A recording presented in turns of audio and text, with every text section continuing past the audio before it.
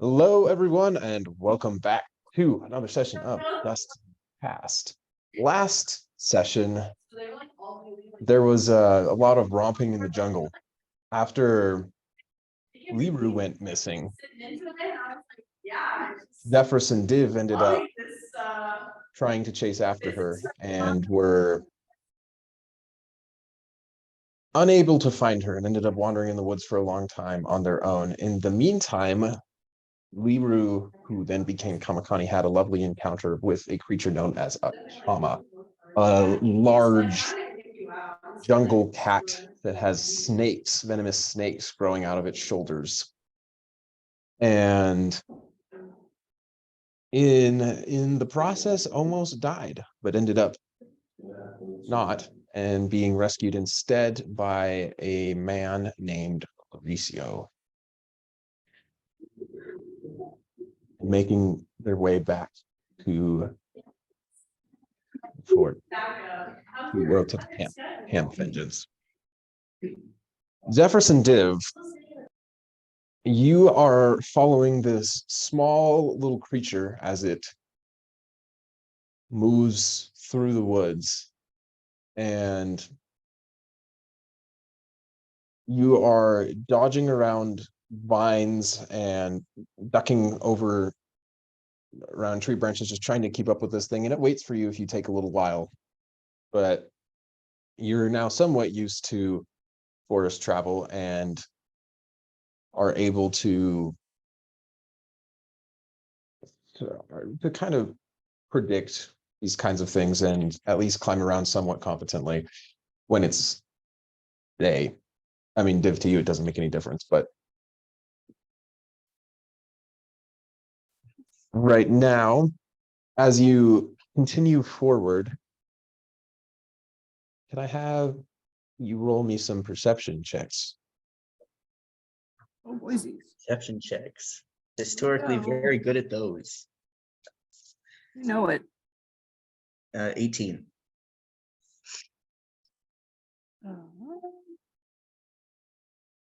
Character sheet open before the now. 12. Okay, Zephyrus, you don't notice this, but Div, you notice that there is this tree branch that's covered in moss over top of you with these vines dangling down. And then you notice that lying in a small pile on the ground underneath these vines are humanoid bones. Great. Div is just kind of like gonna like stop Zephyrus from going into them and just kind of like sidle around. We're not. I don't want to deal with that today, frankly. As you're going around, Div, and focusing a little bit more of your attention, the shape of these bones, they're smaller than, like, they're humanoid in shape, but they're smaller than most creatures. And then the skull is interestingly shaped. It's not shaped like the standard humanoids that you would find in the more common races of humanoid. It's almost like a frog-like. Frog-like.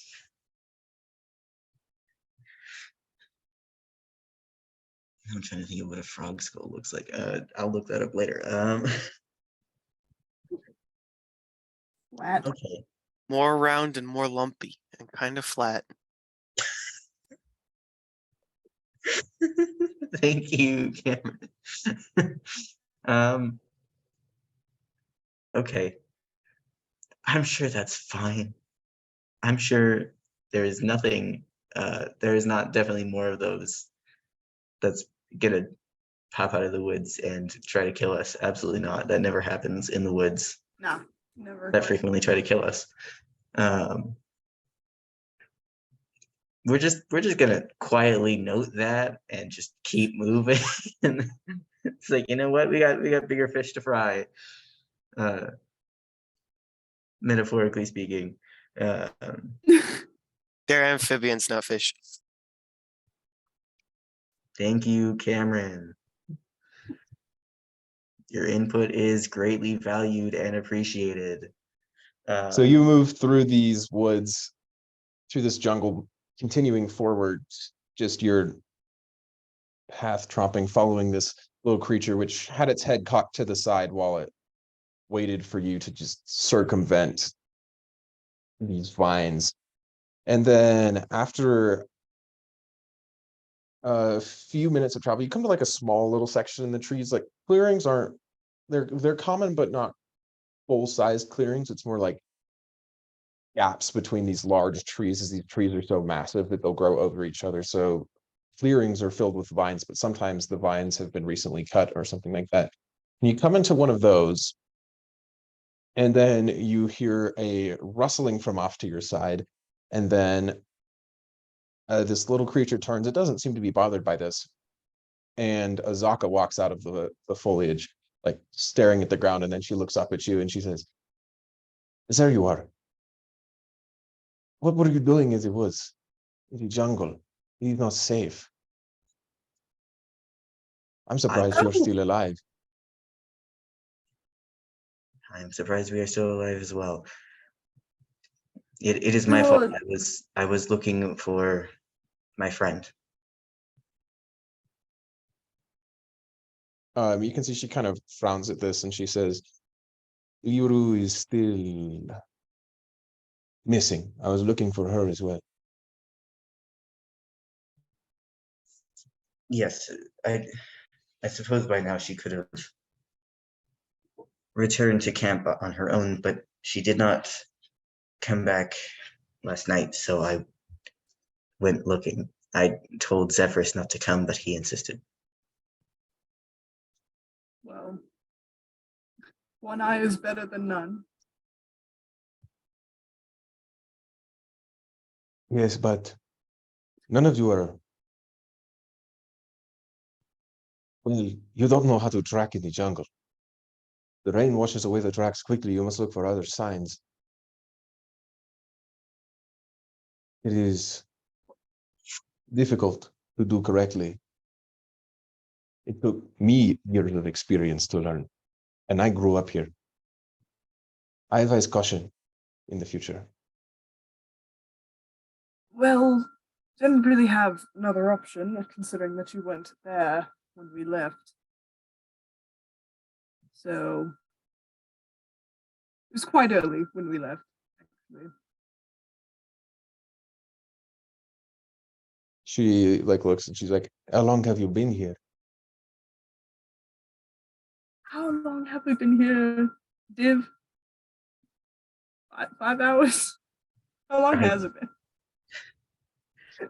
I could not tell you. I cannot see the sky.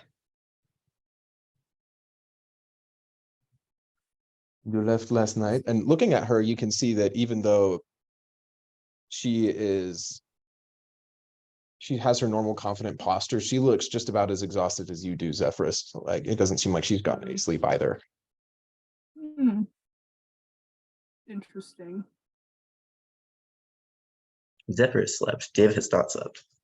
Yeah, but we have been walking for quite a while. You're Quite a a bit. half elf and you got to sleep. Shut up. No, that's fair. That's fair.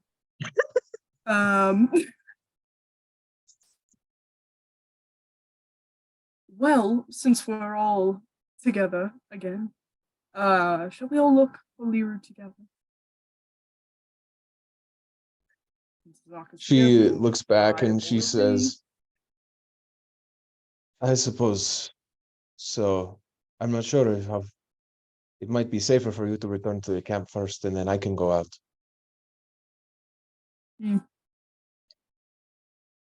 Is my little friend still around? Looking around, you don't see them. No. No, we lost the little guy. Despair. You like look to where they were standing, and there's a pile of nuts. Right. My little friend. Okay. Yeah, Div glances around, kind of looks for his new friend. He supposes they're a new friend. They haven't tried to kill him, so that's something. And when he doesn't find him, he just kind of like heaves a sigh. He can't really actually make. It's more just like an escape of steam. He says, I think returning to camp would be best.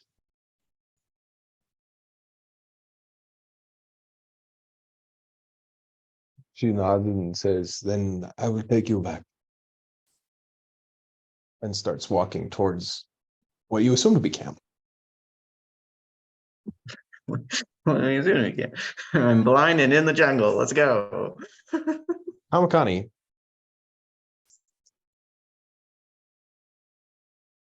Hello, it's me, Kamakani.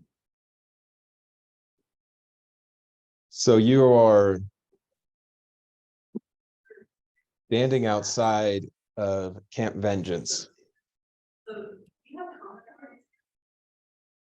with this man next to you, and he says, well, there you are. Return back safely. Surely you weren't leaving so soon. He shrugs and he says, there's something admittedly interesting about this place, but the last time I had a conversation with these people, we didn't get along so well. Kamakani kind of like looks him up and down and sort of snorts. He says, yes, I can imagine how that might have gone. At the very least, stick around until I can introduce you to my friends. You just have to do it whenever over the weekend and submit it by Saturday or Sunday night. He kind of just like glances around, but he said, like looking back, opens his mouth. I suppose I could do that. Can't hurt anything. Kamakani nods. His gaze very particularly does not stray towards this man's ringed hand, as he sort of gestures to the air around him. He says, stay here, I will be right back. And he's just going to waltz into the camp. All right, so when you come to the door, to the outer gates, you see that there are 2 guards on there once again, and they look down at you as you're coming, and they're like, oh, you can't come in here without permission. Will you find those travelers that entered here the other day for me? Why would we do that? I know them, unfortunately. Roll me a persuasion check. 10. We ain't doing super well on the rolling today, people. One of the other guard, I you see wish that there's a people would be quiet. Ever.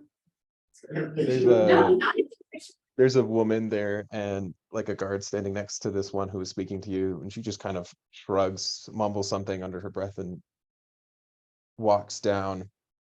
Jasper, you would be the most prominently visible right now, so you hear like the tent flap open, and this guard says, excuse me, sir, whatever your name is, there's someone out the gates who says they know you. Weird looking guy, kind of looks dead a little bit, covered in bandages, doesn't look like he had a great time. Jasper kind of mutters under his breath, Marcius, and show me them, and Yeah, follows. they're outside the gate. Lead me to them, please. Okay, and she takes you over there, and this is one of the ones who was injured as of yesterday, and she has been recently healed. And so she's in a pretty She chipper would mood, know all things me. Come considered. on. Yeah. And so she I am a brings you up. hero. She brings you up to the top of the wall, and looking down, you see Kamakani standing there. How many other guards are up there? There's this one and then another one here. I look to both of them, look down at Kamakani, and return my gaze to them. Under no circumstance do you let that man in. Anybody else who says they know me, you can let them in. Him, do not trust. Oh, I see. We're starting to understand each other. Kamakani, you promised you'd waves. stay away. Did I? Yes. What did you promise? I promised I wouldn't hurt your angel. I promised I wouldn't do anything to harm them, and you promised you'd stay away. I see we've both broken our promises then. I never hurt them. I may have lost some of their trust, but I never did anything to hurt them. Kamakani kind of laughs. He sounds delighted. He says, all right, whatever you say. I'll wait out here with my new accomplice, compatriot. What shall I call you?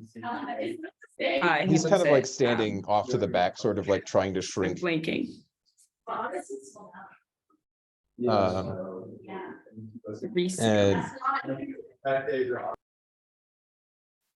And he just kind of starts to back away a little bit as you get rejected, and then he just like mumbles under his breath. He says, I thought you said they'd let you in. There have been extenuating circumstances. Hold on one second. And then Kamakani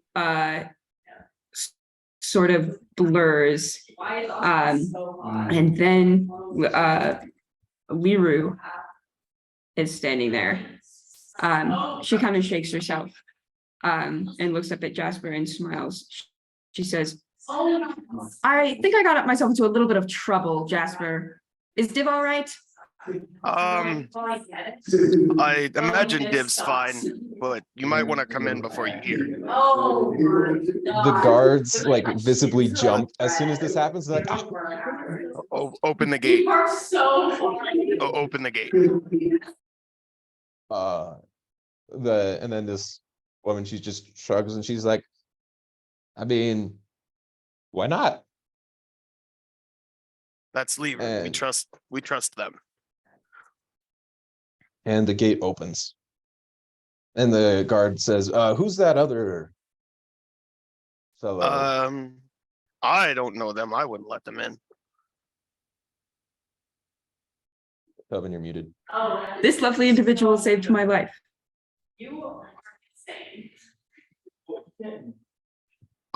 If you do decide to let them in, I would keep a close eye on them. Don't immediately trust their new friend.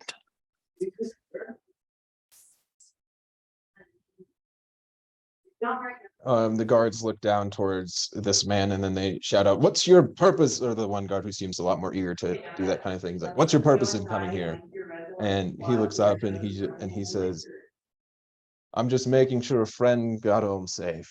I won't be in your hair long.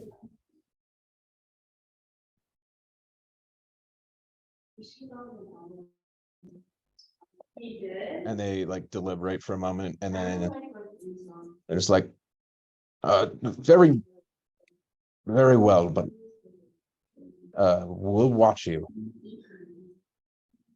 And he shrugs and then smiles, and it's interesting because it's simultaneously extremely comforting and not at the same time, because when he does, like, the ice lines on his face just contort, but his smile and expression are very genuine.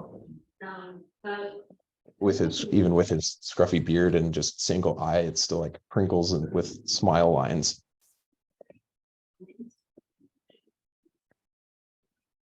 You scary man.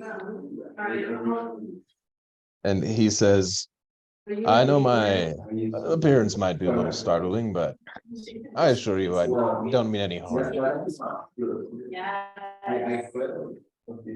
Well, if you do genuinely want them to get home safe, well, home is far away, but camp safe, they're here.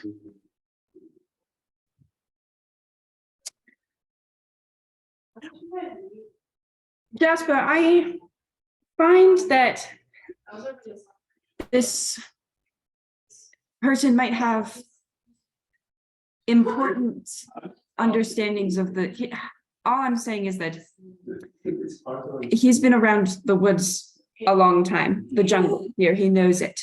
He knows this area. And well, he did save my life and he has a quest of his own. I figured perhaps we could see what we could do to help each other. Well, if he's willing to help us, I'd be willing to help him. But right now, our mission's going to have to come first. Of course. Lyra smiles. She's going through the gate into the. Luricio goes with you through the gate.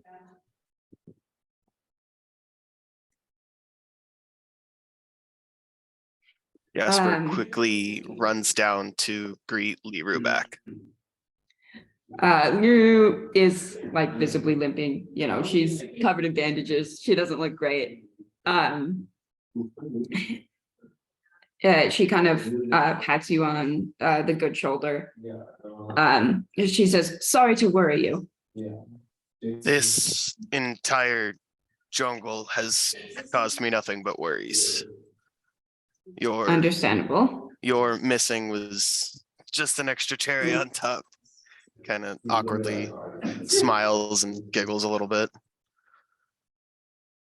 So you are, and he points towards, and he says, is this one of your, also, are you the same person, or what just happened with you have antlers kind now? Of raises a finger to her lips, and Jasper, I guess you could see if you're looking, but she does it for Luricio's sake. Yeah, she kind of raises her finger to her lips and winks. He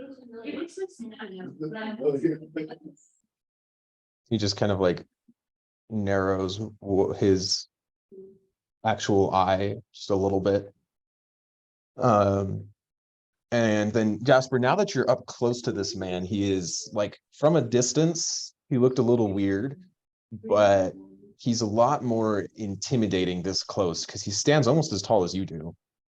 And he's well built, and all of these lines of ice just completely cover him. Jasper reaches his hand out forward. I'm Jasper. He reaches forward and he shakes it and he says, Luricio. It's nice to meet you, Luricio. Yeah. Nephis and Caylona. You two are hanging out in the back area of the camp, but you've heard Jasper shouting something. Yeah, where are her canines, bro? It's just not there. How old is she? 7? So early to have braces. Have we been talking to each other or have we been avoiding each other? What? Because I feel like I'm probably not in the mood to talk, but if you talk to me, I'll talk back. So we could just be. I don't think we were in the same tent. incredible. We could just be chilling somewhere, just like doing our stuff, not really talking. But being in the same room, which is steps forward. Progress. We love progress. Once I hear Jasper yelling, I'm gonna kind of look over at Caylona to see if she reacts, but as I do that, I'm gonna stand up and say, I'm gonna go see what's going on. Caylona doesn't really react. She kind of just shrugs and like just keeps doing what she's doing. She's currently like sharpening her dagger. She's been doing it for a while, but she just keeps doing it over and over and over again. Like she's trying to take precautions. Okay, but when Jasper has to tell you the whole story of what happened later, and you just have to sit there and listen, don't come crying to me. Bye. Okay, I'm a great storyteller.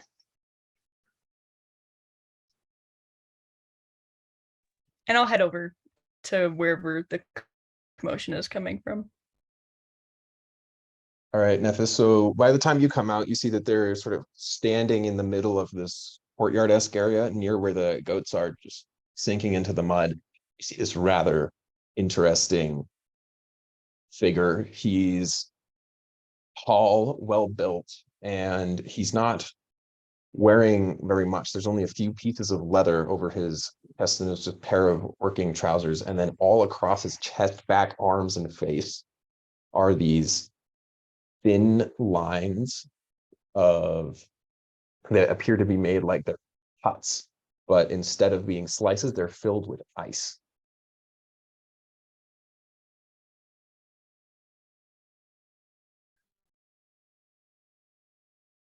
And then he's got like these blonde dreads, and as he's talking to Jasper, he turns towards you, and you can see that one of his eyes has a wider of that same thing, like made out of ice, and then the eye itself is made out of ice as well. And then sheathed across his chest is just a singular dagger, and that's the only weapon or equipment you see on him. I'll walk up and I'll say, Jasper, did you make a new friend? I didn't, but Lyra did while she was out. Oh. Lyra waves. She Well, says, "This is Luricio." Good to meet you, Luricio. Lyra was out. Where did you go? I went to nearly get eaten. Cool. That sounds like a really good plan. I thought it was at the time, but I was being ignorant. She kind of brushes her hand, but never mind that. It all worked out in the end. Yeah. No, I'm Where are glad the you're others? back. Caylona tent. I don't know where Div I and might be frozen. I don't know if Zephyrus anybody left. can hear me, but everybody else is frozen. So I'm assuming I am also frozen. Yeah, you're not frozen. yeah. Let me just like Jasper pulls out the note that Zephyrus left. They went out to look for Liru and Azaka. I hope they're back. Come nightfall, I will worry a lot more. Within like 6 months. Awesome. Well, if they're with Azaka, Liru kind of glances back out through the gate. Surely they'll find their way back here at some point. Yeah. I trust so. Azaka wouldn't let anything happen to them. And True. if Azaka had found you, I know nothing would have happened to you either. But it appears you found somebody else. You're just great at making friends, aren't you? Liru kind of shrugs. All of her candles are out. You That's notice. not good. That's bad, I'm assuming. Oh no. This guy, he just like looks back and forth, and he says, who is, so there's a lot of you who just picked up and went into the jungle last night. Is that what happened? It was mostly my fault. I wanted to confirm a theory, and I got lost, and my companions went out looking for me. We usually don't travel these jungles at night. There's reasons for that, I'm assuming. Wouldn't suggest traveling these jungles at night. They're deadly enough during the day. But at night, well, jungle doesn't like trespassers. That's an interesting way of putting it. How long have you been out here?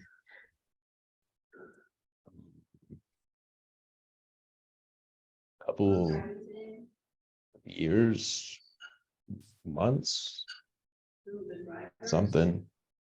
A while. Because you're in Denver? Yeah. That's why. Hmm. It's just dangerous. Cool. Very interesting. Very intriguing. Are you planning on staying here or what's In the jungle, I was just making sure that your friend here got back safe. I have my own quest I'm out here for. Although yours is very noble from what I hear. yeah? Breaking curses is I a excellent thing. If we can manage. Right now, a couple members of our party are not here, but once we're all back together and on our way, hopefully that curse won't stay around for much longer.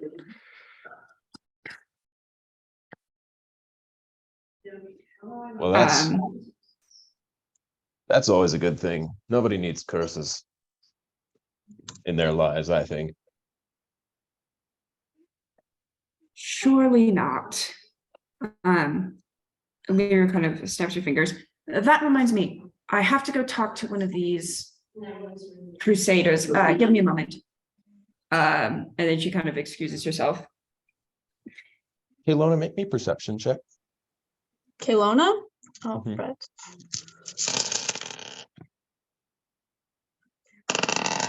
Oh, great.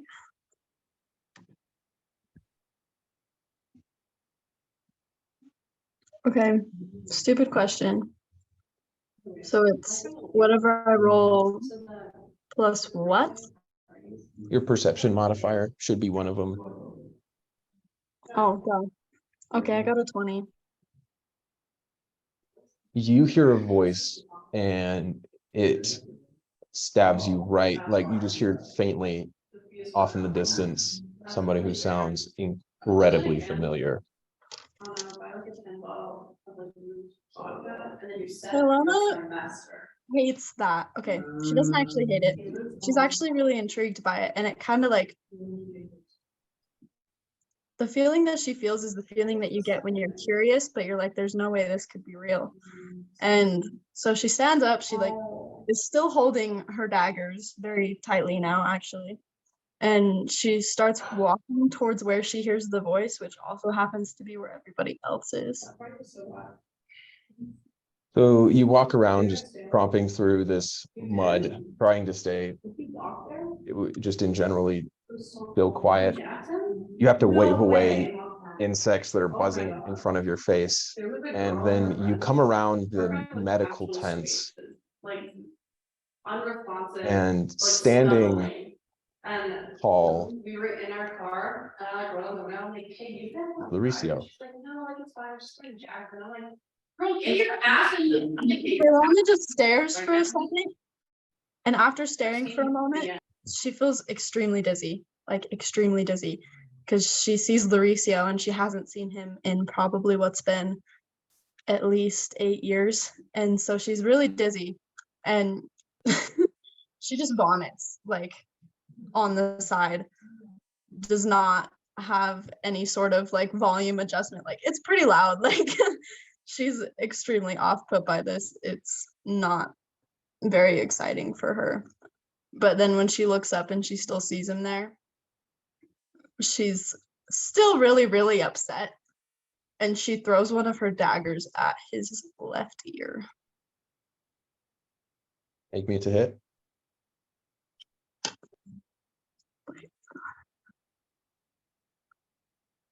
How do I do that? I already forgot how to do that. It's been so long. Roll your d20, then go down to your little dagger modifier. Add that to hit there. What is combat? Okay, it's 9. I'm gonna chalk that down to her being extremely dizzy and unsettled. So yeah, you throw this and it just flies past him. He just like whips around and looks towards you. And you, looking at his face, you can see, you remember watching these cuts take place, and each of them is filled with ice. One of his eyes is missing, the other is still there, open wide. In this, with that same like crystal blue color. And then as you watch his teeth grit, all of a sudden, his entire body starts shaking. And Liru, he just looks towards you, all of you, and he says, "I'm sorry about this." And then you see his one eye that's still normal turns blue, same color as his eye that's made out of ice. And then he leaps forward and holds his hand up, and encircling all around him and closing you in with him, Caylona, is this bright blue dome of ice. Liru, Jasper, Nephis, make me dexterity saving throws. Oh boy.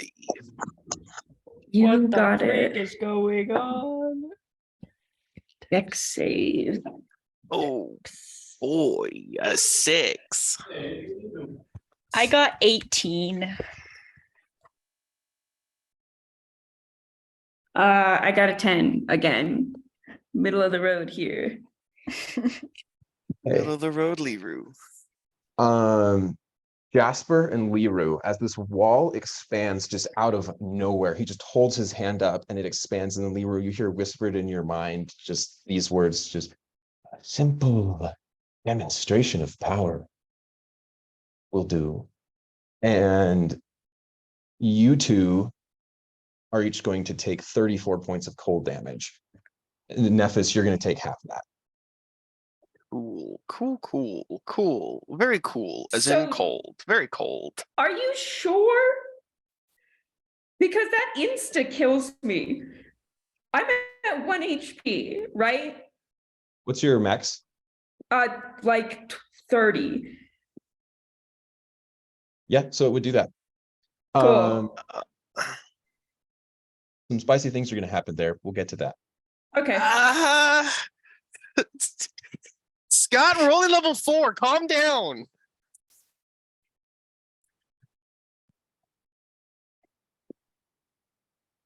So Is there, because I'm getting pushed out of the ice cylinder thing he's making, right? Mhm.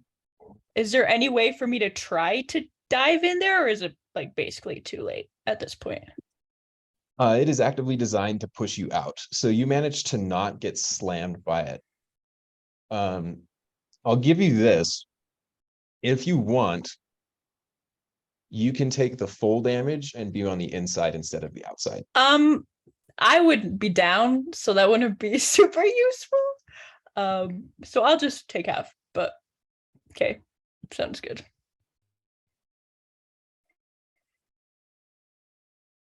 Okay.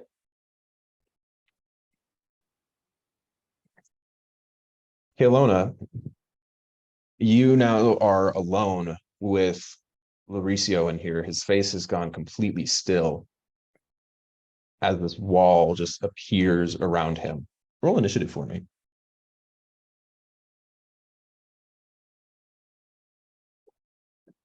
Liru's dying on the ground, dead on the ground. Jasper's vomiting ice cubes.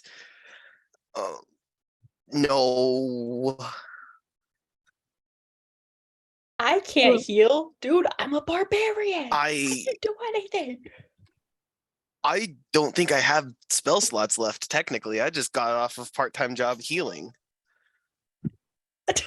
What's your initiative, Caylona? We don't add anything to it, right? Like it's just a roll. You I had do your dex. dexterity. Mhm. Oh, bless you guys. It's been a minute. Okay. She only got 14. 14. Okay, you're up first. She You goes are- Kill first. him. You are surrounded in this dome of ice. Kill him. Is he actively like just glowing? You see that there is frost rising up off of him. You are now completely surrounded by this blue dome that just goes over the top of you two. And there is frost rising up all over all of him. Make me a perception check, Caylona. Oh, bless. Oh, fetch. Okay. 8. 8. All right. Yeah. This is you've never seen him do this before. Nope, that's for sure. That's for dang sure. Okay. She can only do one thing, right? Like she can only attack. Yeah, you have your action, your bonus action, so you can do that what you want to do. Okay. So she's gonna use her psychic blades. Actually. Yep, nope, she's gonna use her psychic blades. And do that. I can't remember.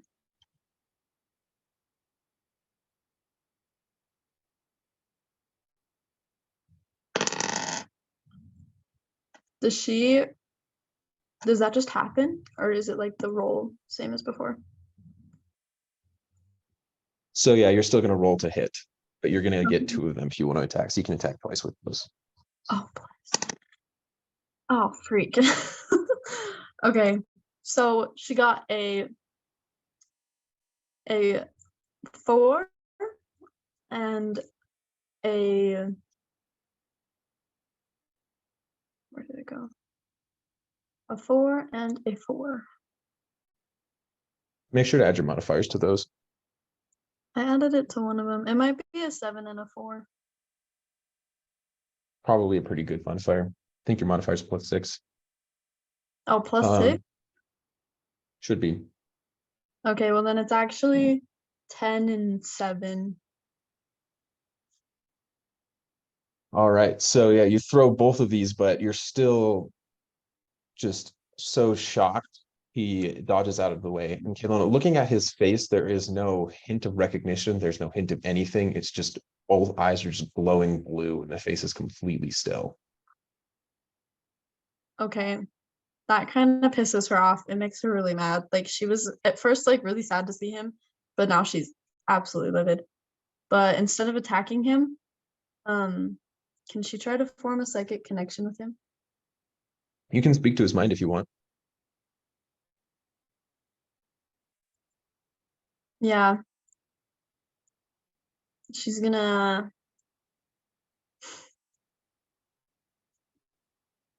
like, okay, in the tone of voice that it's heard in, she's definitely screaming it, but it's something along the lines of, who are you and what on earth did you do to my father? You hear a voice respond in your head, and it's just a low chuckle. And he says, "Oh, Nashara, he was always mine."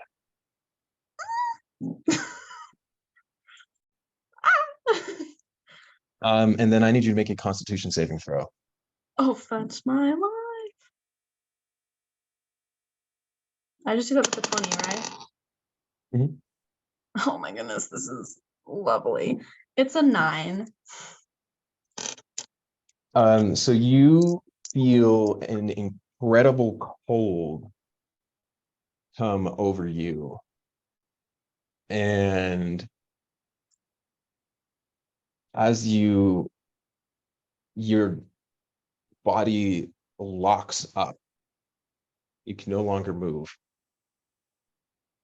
I need you to make me, well, first, he just walks over mechanically and picks you up, and you're stiff, like a statue. And then he pulls the dagger out and he slices it through the air, and the air rips open. revealing a separate spot of jungle beyond, and he steps through and vanishes. With Caylona? Mm-hmm. Caylona, you're still witnessing this. I need you to make another Constitution saving throw. Okay, that one's an 8. Okay. Your feet begin to turn into ice.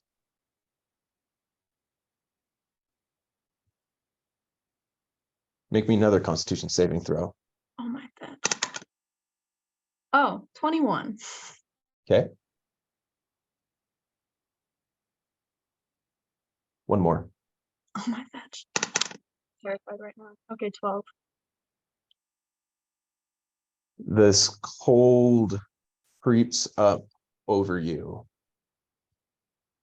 And as you're going through the trees, you are completely unable to move. He's just hoisted you over his shoulder, and then you hear just the last thing you hear in the connection to your mind. And he says, "You've always been mine as well." And then the ice closes over you. And that's it? She can't do nothing? You are a statue. You're what now? Excuse me. I take it back. What? What? What? All right. Okay. So you blink, Kamakani, Oh, it's me. Sorry. and you're standing in this strange space again.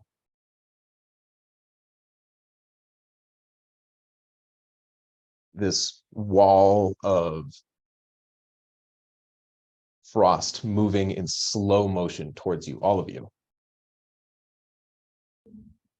Just slowly expanding outwards. There's nowhere to go behind.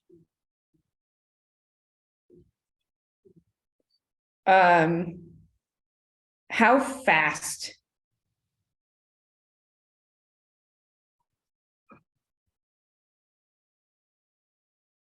It's Like you moving. said slowly, I guess, but It's creeping at like maybe it's like an inch at a time. Just like moving, just like this, slowly like expanding. steady. Kamakami looks around at the others, and they look back at him with varying degrees of confusion or anger or despair, except for the angel, of course, which does not make eye contact. And Kamakani says, "Well, now, I suppose it was always going to end up here." And Marcius kind of takes a step back.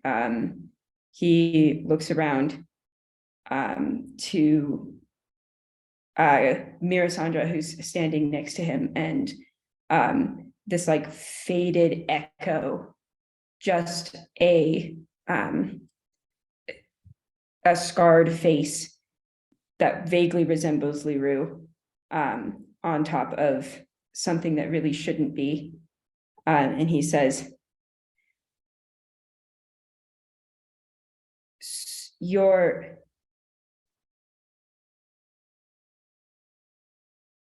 where was any of it? No, it wasn't. And he kind of laughs and he shakes his head. He says, "Who are you?" And Kamakani gestures to the incoming smoke around them as Marcius still stutters out question after question. He says, now, we don't have time for this. You were always my least favorite. step into it. And Marcius like takes a step back on his echo of a broken leg. He says, what? And Kamakani says, one of us has to do it, and you are being annoying. You're all being annoying. Step into it. And the three look at each other. The angel flexes its hands back and forth, like beating wings. Marcius shakes his head. I'm not going to. I belong here just as much as you do. More than you do. And Kamakani rolls his eyes. You were always the most pathetic one. Of course, nothing we did would ever end up giving anyone a second chance that they would deserve. You're a fairy tale, even more than Mirisandra here. And Mirisandra says, don't bring me into this. I'm getting back to the stars one way or another.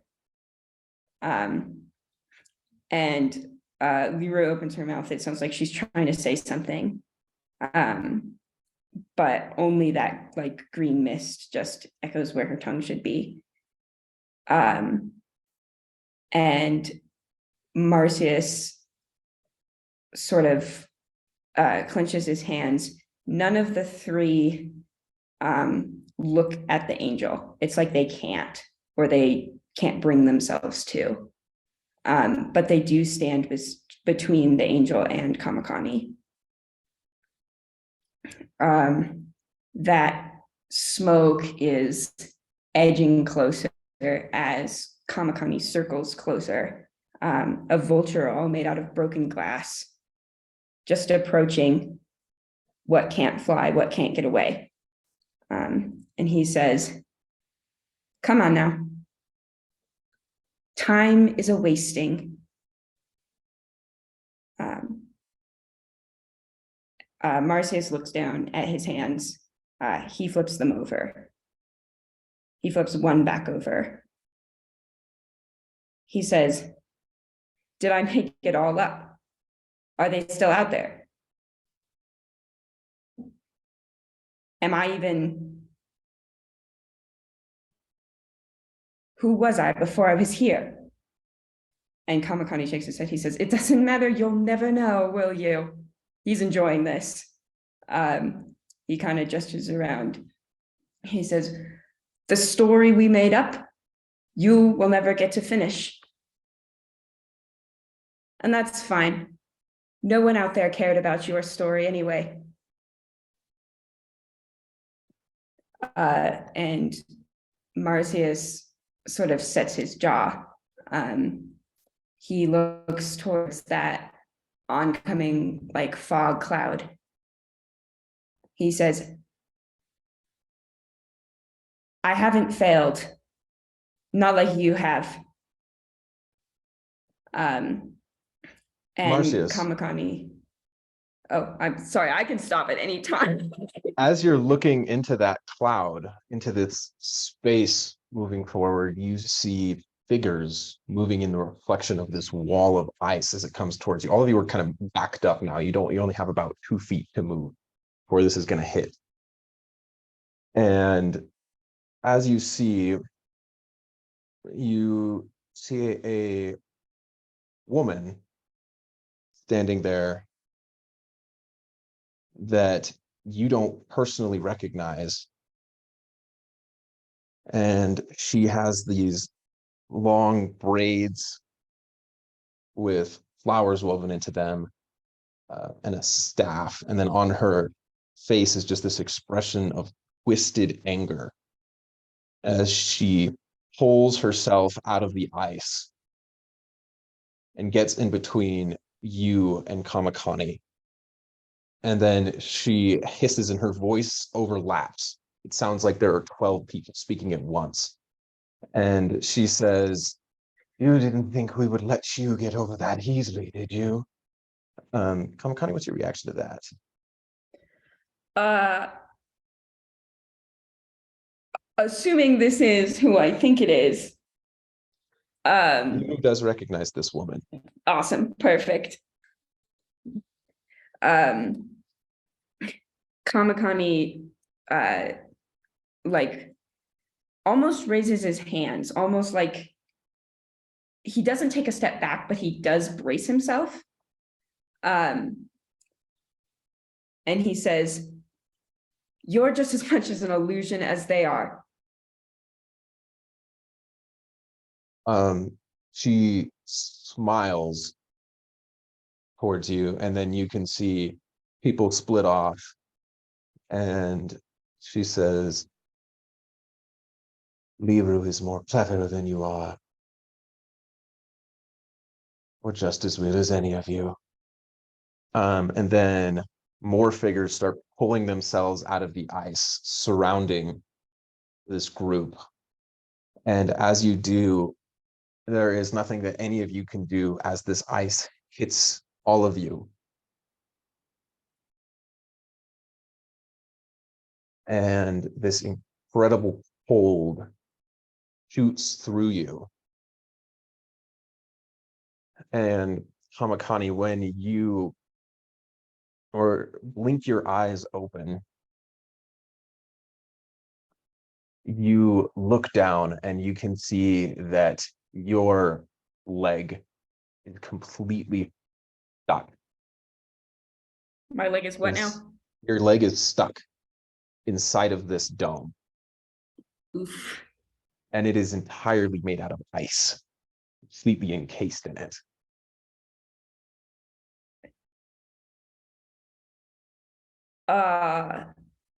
The numbness kind of transfers into that stabbing pain just beneath his hip, I guess.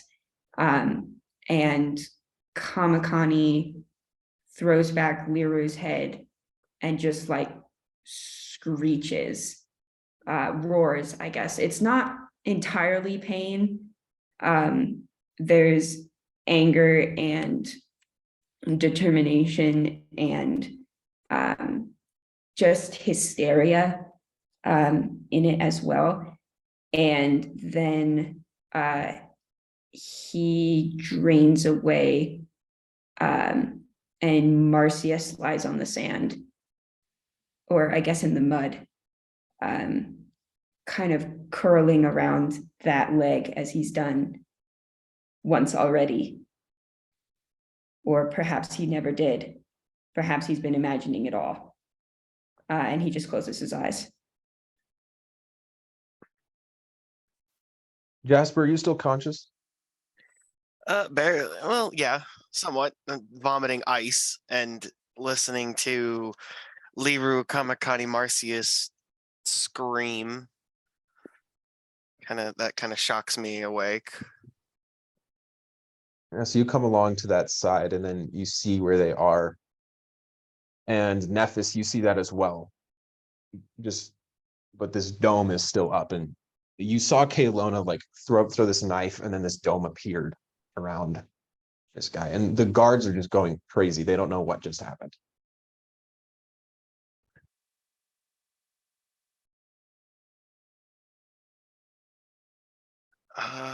Jasper's gonna attack the dome with his sword to try and crack it.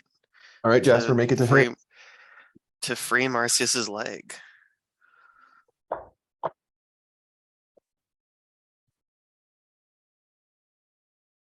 That is a 15. 15 will hit. Go ahead, roll your damage. Ooh, I'm gonna use it one-handed. Can't do anything else. For 4 damage. You take a chunk out.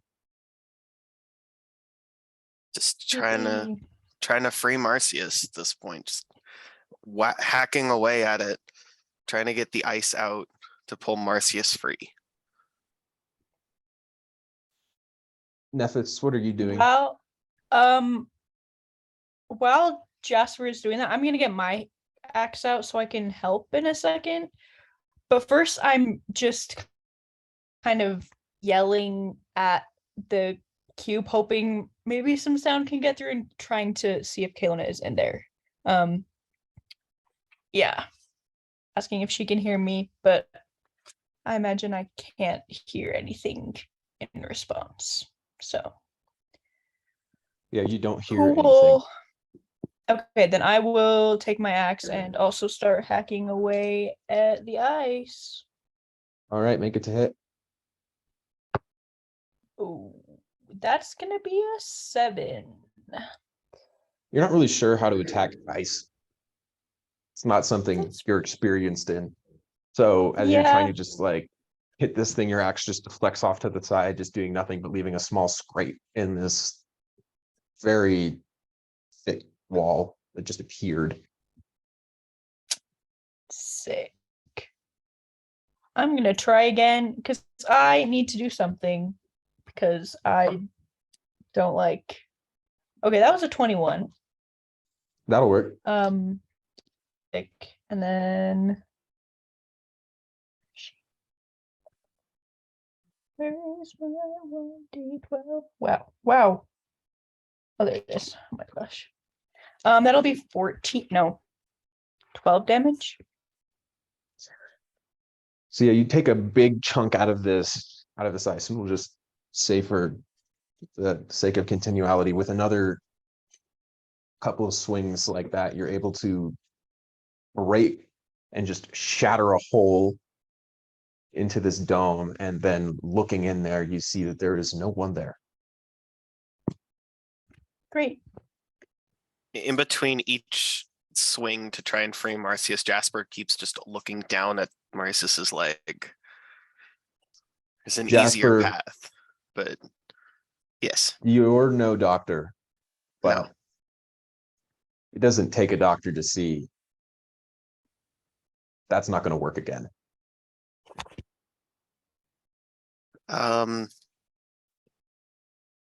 Jasper is gonna take a long look at not time long, but in his mind, it's the decision to do something is lasting longer than it should. And Jasper just looks Marcius in the eye and says, "I'm sorry," and takes a big swing to Marcius's bad leg. I'm sorry. Roll me a medicine check, Jasper. Oh, fun. I'll give you advantage for plot reasons. What is my medicine? That's a great question.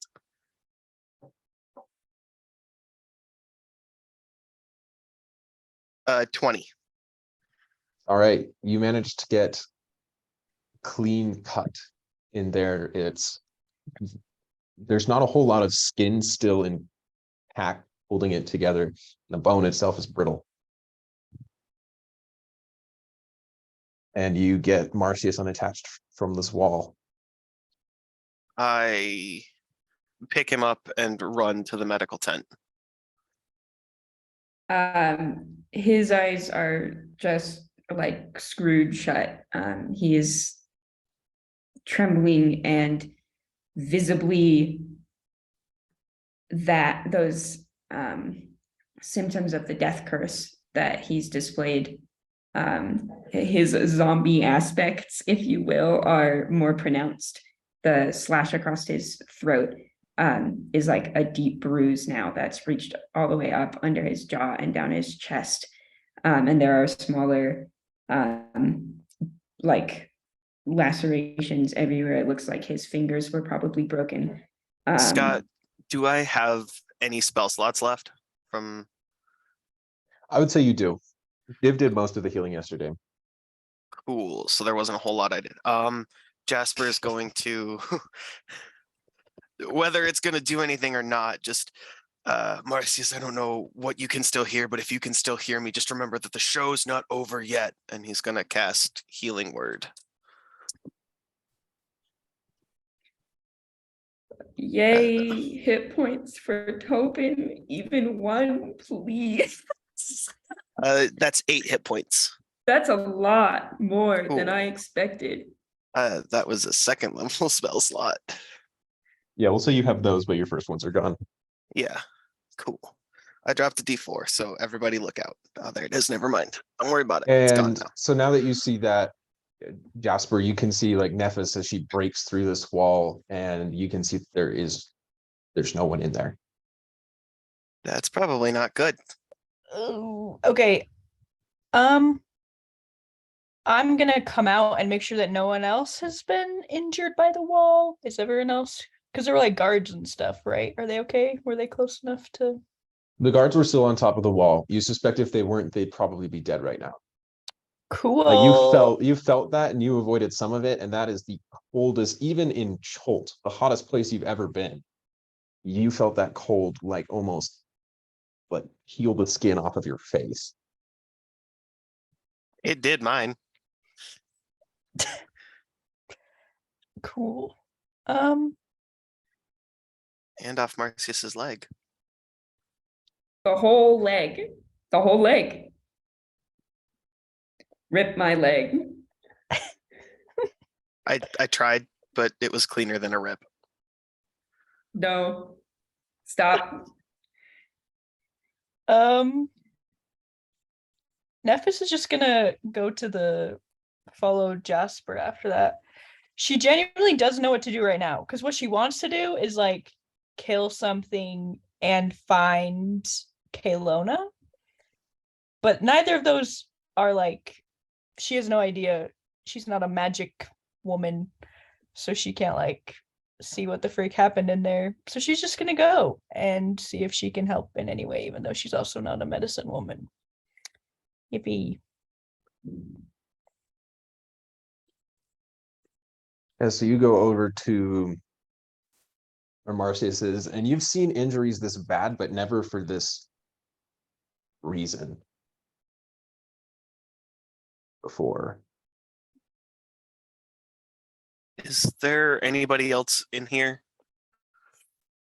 All of the guards are just still like, this was pretty visible as this massive dome just kind of appeared out of nowhere, and then all of them are just staring in shock as they come like running down towards it. There's like shouts that are going through.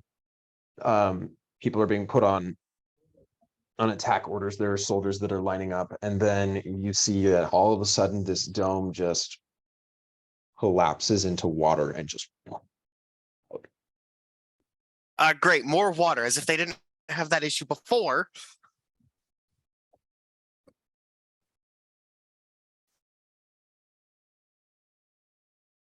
Cool. As Jasper's running in, he tries to set Marcius on the first open bed that there is. Just he needs help.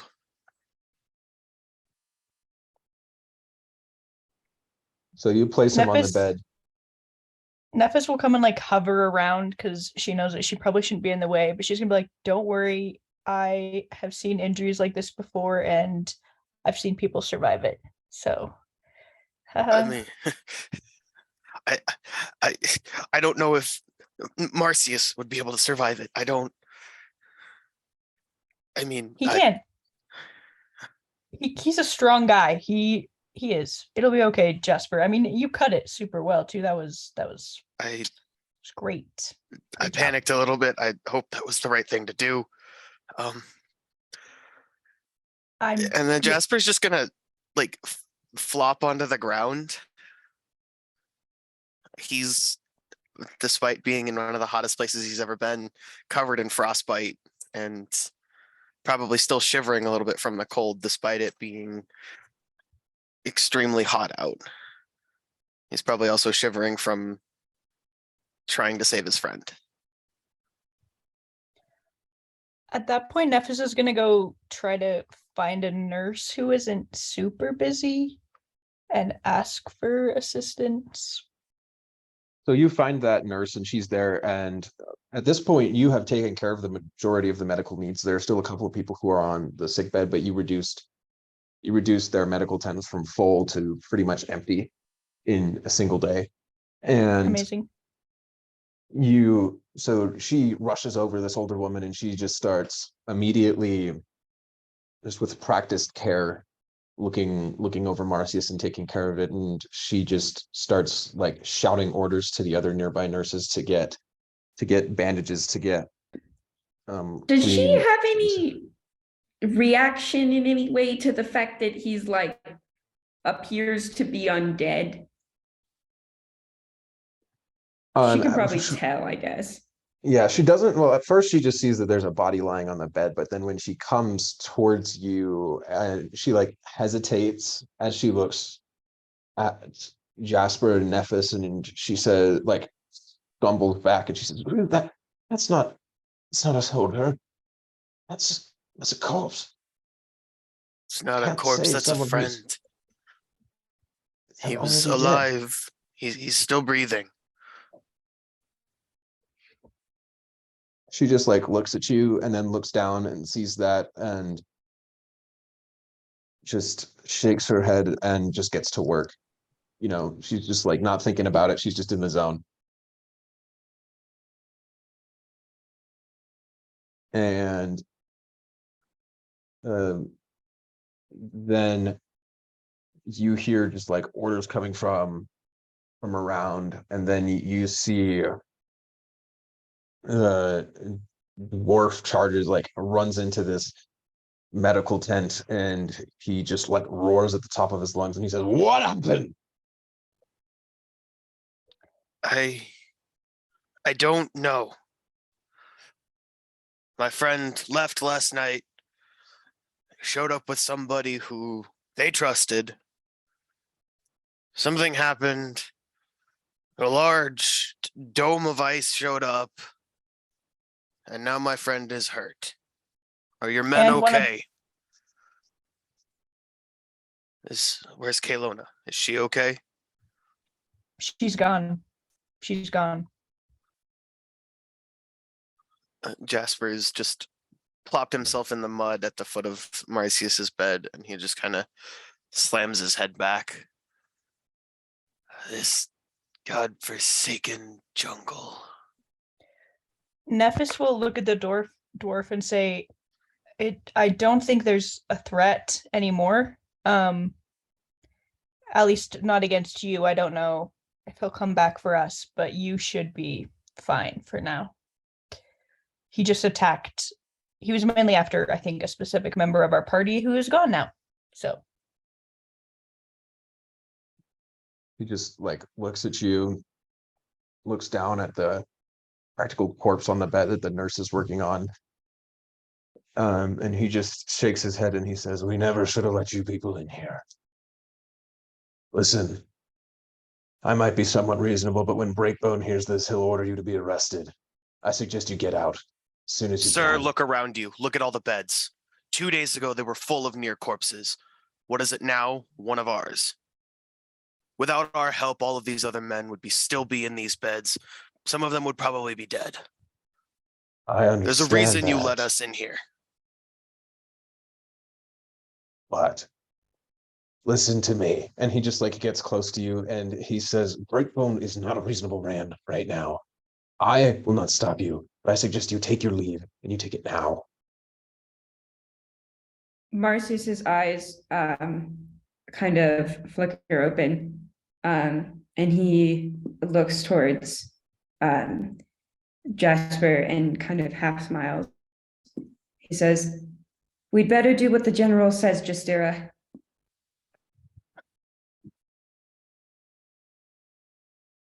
can you hold off your boss for a little longer until we can get him more stable and hopefully the rest of our party comes back?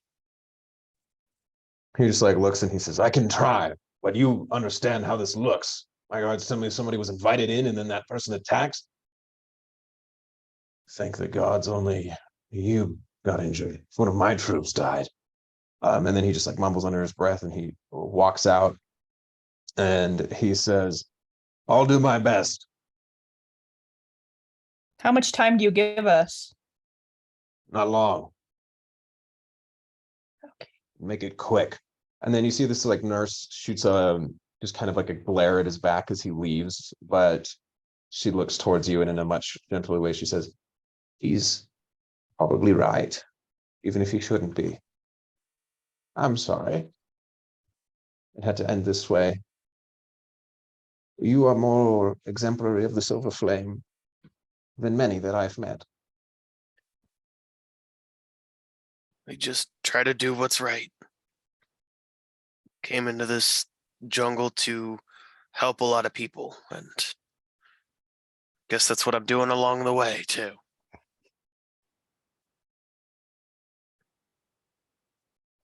She nods and she smiles at you as she and her other nurses finish work, and she says, luckily with this kind of injury and cut that clean, we've gotten him at least capable of being transferred. I'd take your canoes and use it that way. Walking would be a bumpy ride for him, and carrying him through the jungle, I can't imagine that would go well. I'm sorry we cannot provide more, but well, You've done all you can, and thank you. she nods, and then another one of her nurses gives you a fresh piling of bandages, as well as a very quickly scribed methodology of how to take care of the wound. Yay. Thanks. Looks like something Div would write down. And then she says, take one of our stretches. Go. I'm sorry that you lost one of your friends. It is a difficult thing to go through. Yeah. Nephis, she looks at Jasper, she's like, I'm gonna go run back to our tents, make sure nothing is left there, bring it back, and then we'll get out of here. Is Azaka with us? No. Okay, cool. Cool. It's just us. Hee. So I go back to the tents. Is there anything there? Do I need to grab stuff? Caylona's stuff is probably there. Oh. Well, do I want to grab that? It's okay. I'll Yes. put some of it. I'll Get take your it. dead friends things, please. It was a joke. Okay, I'll gather it up. Is there anything else I need to grab? There's Probably a note that says, hey, we went to look for Liru. there's XOXO Zeph and Div. there's also a notebook. It's open to a pretty detailed like design blueprint almost of how to, like, 3 different methods for how to drain this basinous camp of water. And it's just kind of, the notebook is just lying open there with calculations sort of scribbled across a few other pages in the tent where Liru was staying.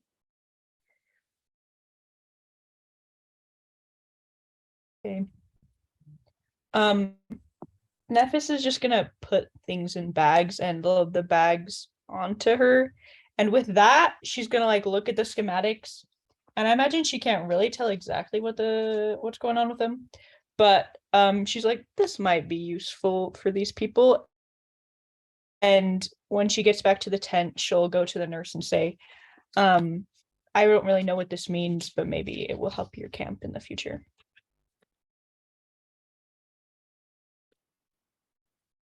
She takes them and looks them over, and she nods to you, and she says, we are in your debt.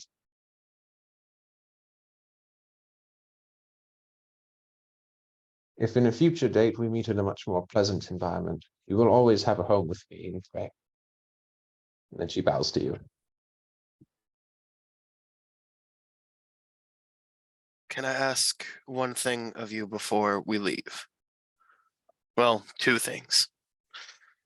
Can you let everybody know that if they see the people we came in with, let them know which way we left? Also, can you help me with the stretcher? It's going to be hard with one arm. We get like a crossbar. I just remembered that. Oh my gosh. She It was impressive looks, that he picked up Marcius with one arm. around, and she just pulls. They have like a couple of spare pieces of wood that they can use for splinting wounds, and she hands them to you, and she says, "This is the best I can come up with. Hopefully your friend will be able to help you." And she looks towards Nephis. Yeah. I'll take some rope that I have and like tie them to the Just thing. thinking so of it's, like, kind of cross. just a cross beam so I can just lift it with one arm. Yeah. You know, these weren't really designed to be carried by somebody with one arm. This is, you know, this feels a little ableist, guys. Come on. Jasper and the quest for accessibility.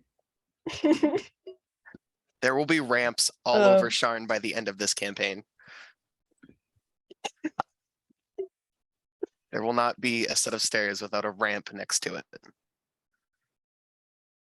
All right, Doors that can be opened so with one arm. so you do that. You get Marcius loaded on, and then you two are able to head off.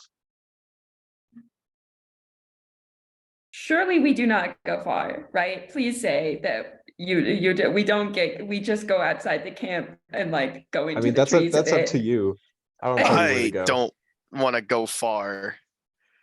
I want to be not seen by the people in the camp, but I want to be able to see paths leading to the camp. Yeah. So let's find a spot in the woods and then. But aren't our canoes right outside the camp? Like, isn't it like canoes and then camp? Mhm. Oh, cool. So let's find a spot to chill that's far enough away, and then I'll go back and get the canoes, I guess, and drag them down. We'll keep watch over Marcius. Cool. All right. Div and Zephyrus. Lost in the woods Hi. again. So following Azaka, it takes you another couple of hours, but you are eventually able to navigate this forest, and after quite a long time, you come back out, and you can see off in the distance is the large fortification that marks Camp Vengeance. Woohoo. I'm sure nothing bad happened while we were gone. We just had our funky little adventure. Everything We're is gone. fine. Everyone's here and we all have all of our Everything's limbs. Don't fine. worry about it. Yep. Because that's always what happens. Yeah. Div leaves the room and everybody's like, okay, time to die now. To be fair, you didn't save me from death the first time. I tried. All right, Not so very you hard. two move forward as you come up and you approach this camp with Azaka leading, and then you see one of the guards. There's this dwarf up at the front, and as you all approach on the outside walls, he says, "Friends are gone. They took your things with them." And then he points, "They're that way."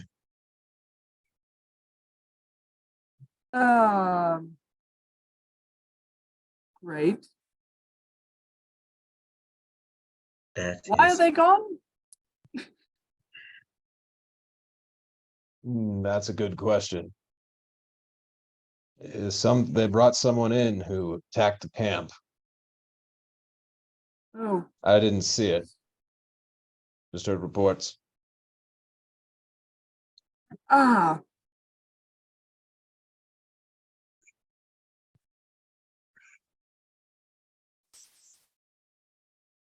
One of them looked injured pretty bad.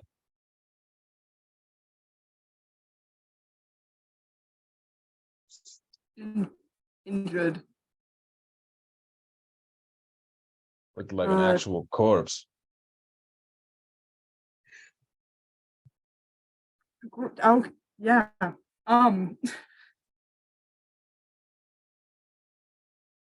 We should.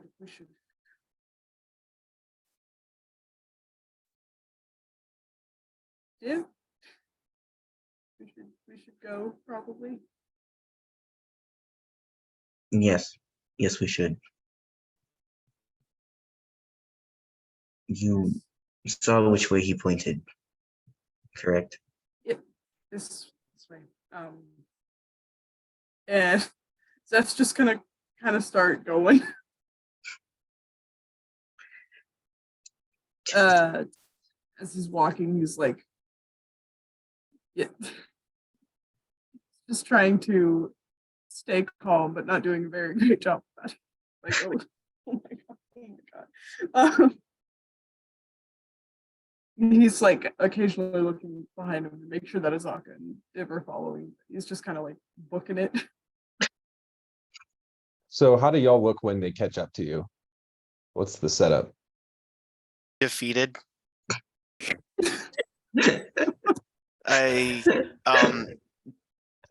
Jasper's not willing to go anywhere. He's lost a lot of fight right now. He's probably set Marcius on a dry spot and is just sitting.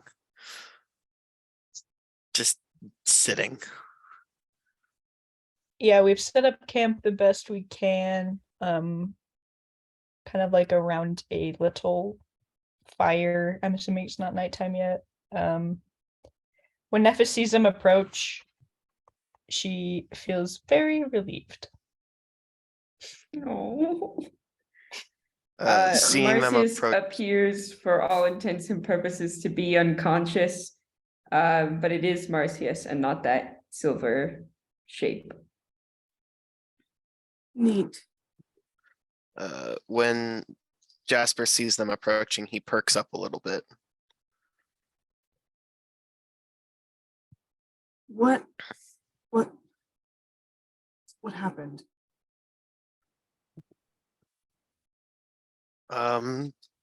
Kamakani came back with a new friend, Oh, Larcusio, Larcesius, something like that. I don't really remember, but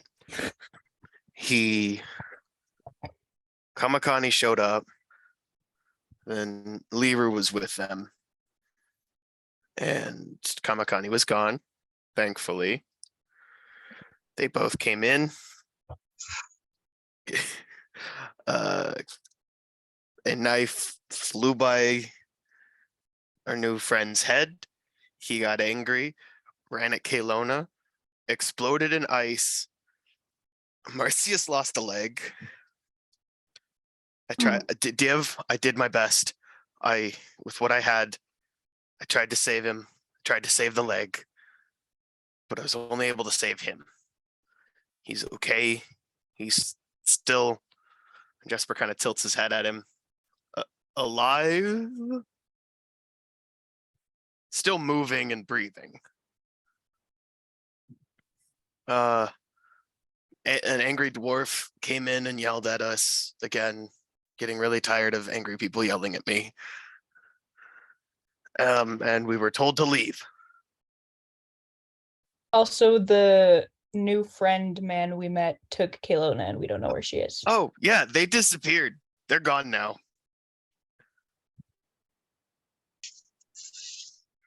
So technically we lost 5 limbs. That's just grand.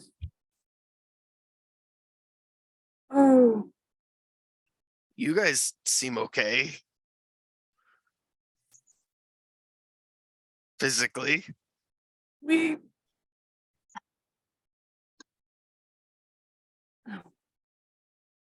I am Yeah. fine.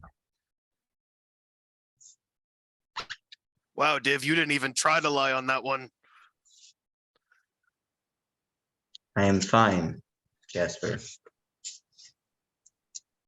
Okay, if you want to talk about it, I'm here. Is everyone else all right? I'm currently low on things that can help.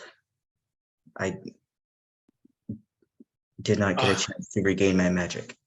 I got hit pretty hard by that dome, but I'm okay. If oddly enough, it looks like, and you would be very familiar with these symptoms. It looks like Jasper's covered in frostbite. Ice dome.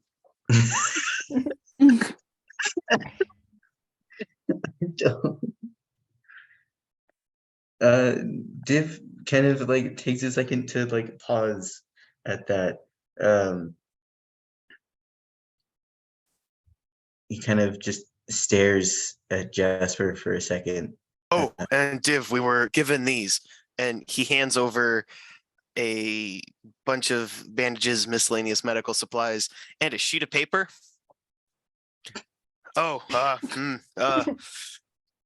should have seen if we could have gotten this in Braille. This ableist jungle. First the stretcher. Div, I will do my best to help you read this. I think I can handle some simple. Well, then I will study it to try and get better.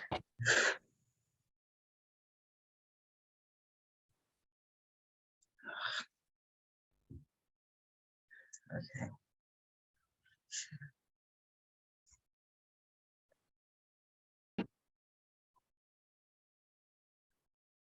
Izaka, is this a safe place to stay for a bit?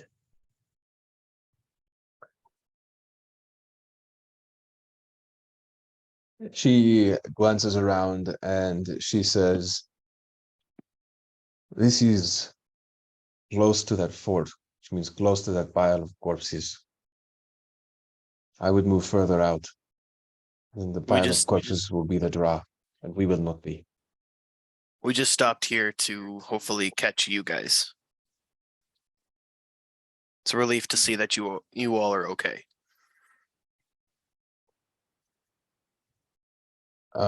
She nods and then just shakes her head and she says, "I should not have let her follow me into the woods. This is my fault. I apologize." This jungle's full of woulda, coulda, shouldas. What happened, happened. And we need to get moving.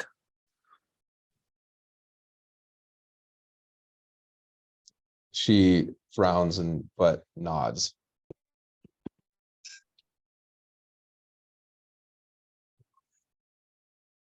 And then you head off as she leads you to a new portion of camp, or a new place to camp at. It's a little further into the woods.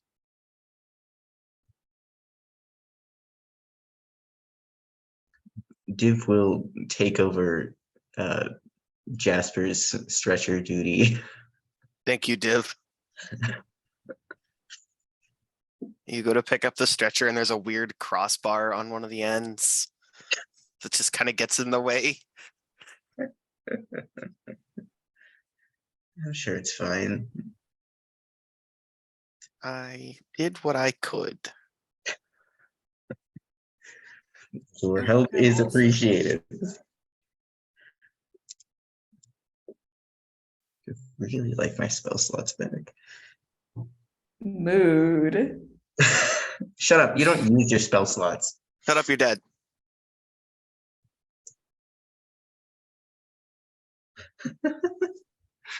His name's Luricio. Not however we've been butchering it in the chat. Anyway. It's okay. Jasper's bad with names. While we're walking, Nephis will ask Azaka, she'll be like, "Have you ever seen an ice attack in the jungle before, or heard of any creatures that can do that?" I cannot say that I have. It is. I did once stumbled upon a strange anomaly, a section of jungle that was covered in frost.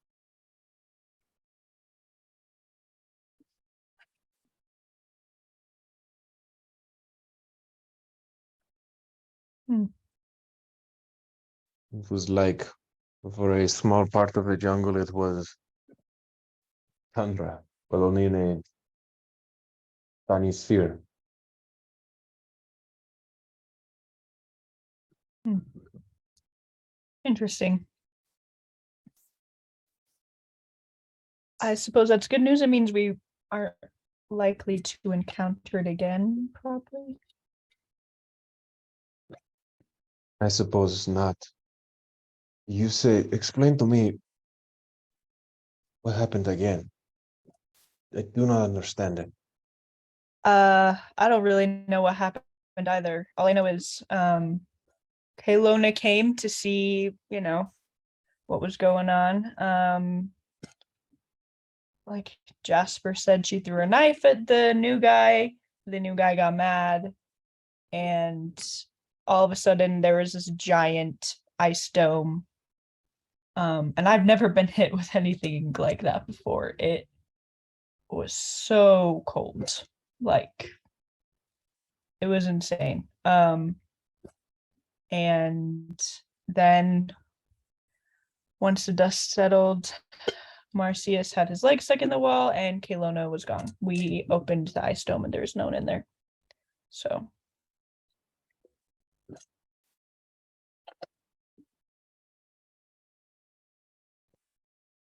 She just like kind of like hunches her shoulders a little bit, which is the first time you've ever seen her do that.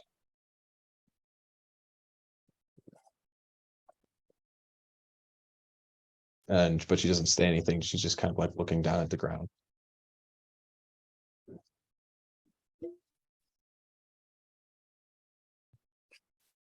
I just hope that I don't know. I don't know if I have much hope for Caylona at this point after seeing that blast, but it just seems like this little quest that everyone is on is cursed or something like that. I don't know. But we're here, so guess we have to finish the job.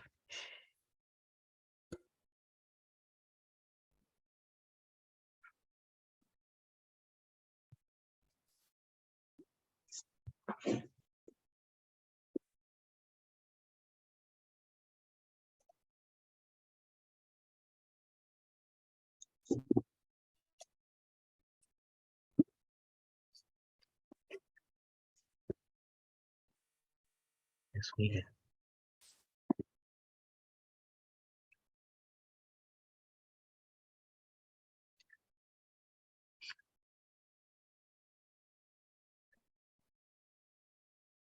Any of you do anything else that night?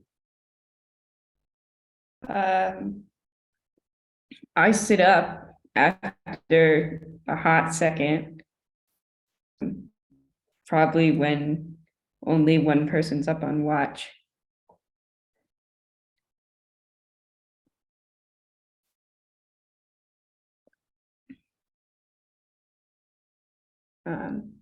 He just kind of rolls upwards, puts his good leg out over the side of the stretcher, looks down at the nothing where his other leg used to be, and sort of half smiles. He pats the empty stretcher like in the space where it should be.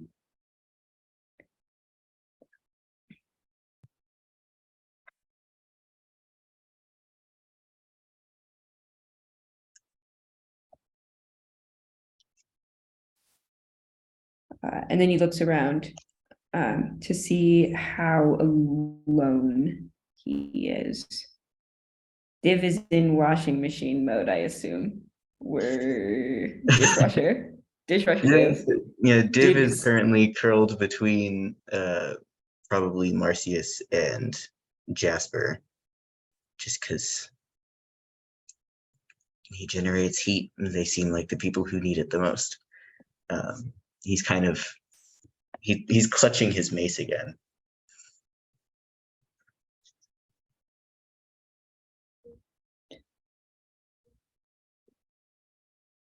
Is Azaka the one that's awake? Or are we all just kind of dozing? Azaka probably wanted to be, but she's not. She has not slept in a long time. Yeah, that's so valid. In that case, Zeph will have a crisis while keeping watch. He feels very guilty. He's having a time. Zeph is probably like sitting somewhere. He's still close to everybody, but still like trying to keep an eye on everything. He's just like he's paying attention, but also he's staring into the middle distance a bit, just kind of like breathing a bit heavily. He is filled with so much guilt for what happened. He's mad that he was like, okay, why did we go into this? Why? He could have been there. He could have maybe helped and stopped Caylona from being kidnapped. Marcius probably would have lost his leg. He's just, all these thoughts are in his mind and he's just not having a great time. Marcius, when he sits up, kind of glances over at him, doesn't make any attempt really to like reach out. He just very like precisely starts removing the charms, his earrings from his ears, one at a time.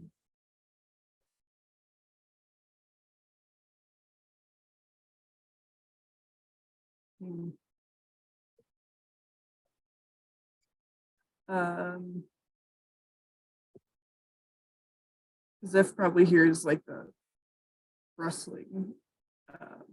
Marcius just kind of softly moving and he kind of looks around and his face kind of softens a bit as he sees Marcius. And he just kind of takes a breath and he's like,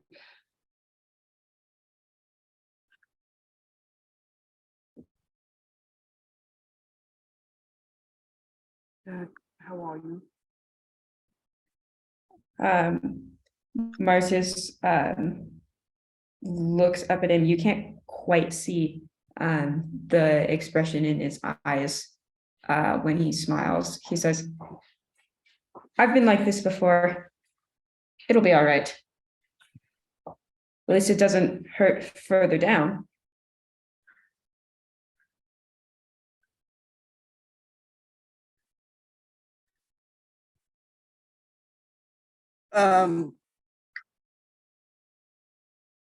Zeph, his gaze doesn't quite reach Marcius's eyes.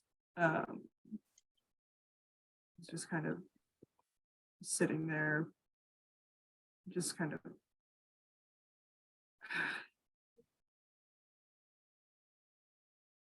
he's shaking his head. It's like, I'm sorry I wasn't there. It's fine. Honestly, the body isn't what I'm worried about.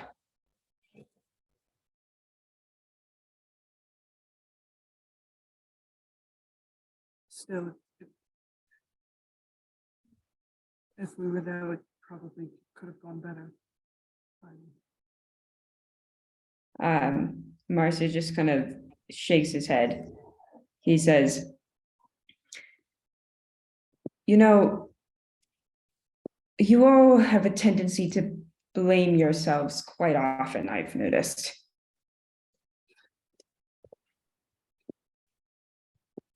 You especially. Why is that?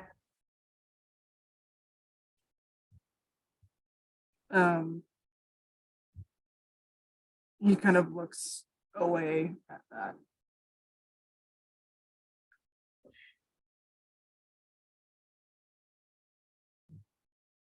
I tend to have a habit of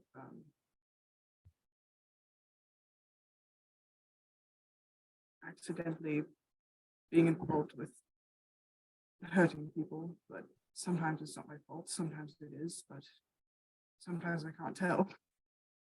That's happened in both circumstances. Ah. Bringing up some old memories, are we? His voice sounds off, but he still smiles. He says, listen, I don't really know you, and you don't really know me, but from what I remember of how the Aendarian armies were organized, I can't really blame you for ending up working solitary as a bodyguard, as whatever it is that you went through, winning above all else. But being the best is very lonely, being infallible and untouchable. I really hope that you can remember it's about the people that you fight with and the people that you keep alive.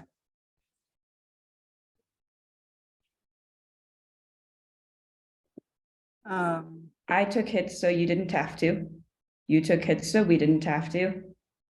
That's just how the world works.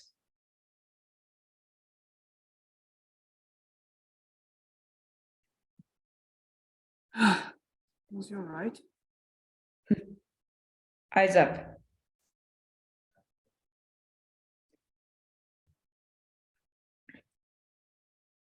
Marcy's kind of leans forward as if to put his elbows on his knees. He only has one knee, so it ends up a little bit awkward. And he runs his hands like through his hair a bit and pulls them back and flips them over a little bit rhythmically. He doesn't say anything.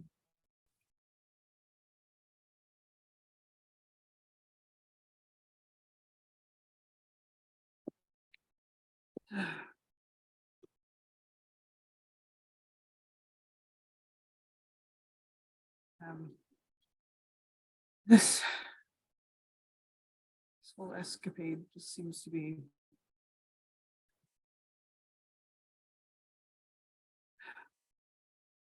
so many things have happened. Just don't know where we're all going to end up at the end. Tell me about it.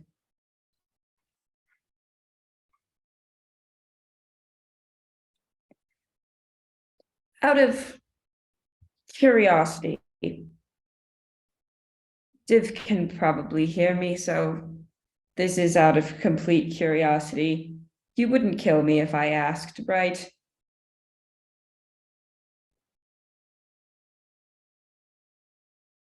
Probably not.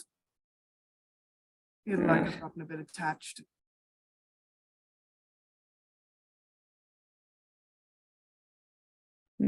All right.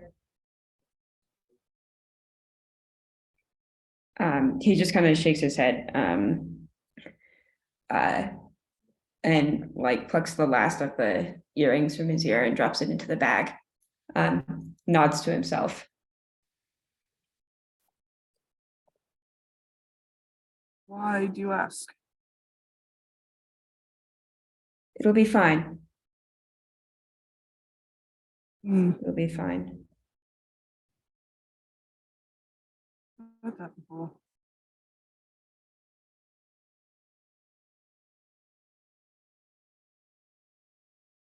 Caylona,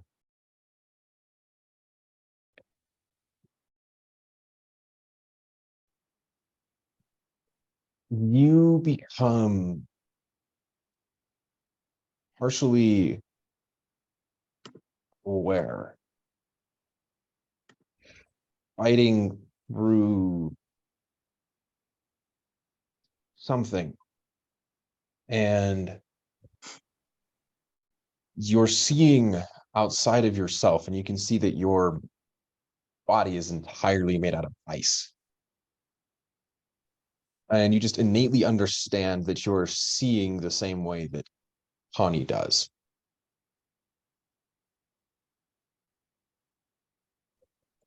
And as you look, you see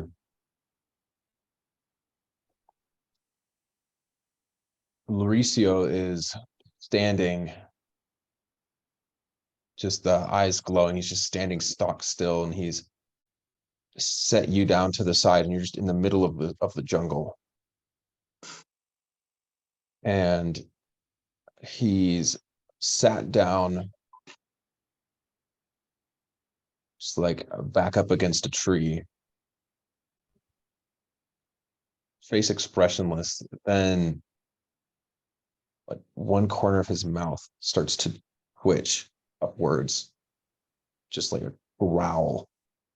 And he blinks, and his eye, the one that's not made out of ice, loses its blue glow. And then he starts trembling, reaching towards his hand where the ring is. His hand's just violently shaking. And he has his hand almost touching it before his eyes go blue again. His muscles slacken. And he goes back to leaning against the tree. That's where we'll stop for tonight, everyone. Thanks for joining us on another session of Dust of the Past. Fun times. We'll see y'all next week. Yay.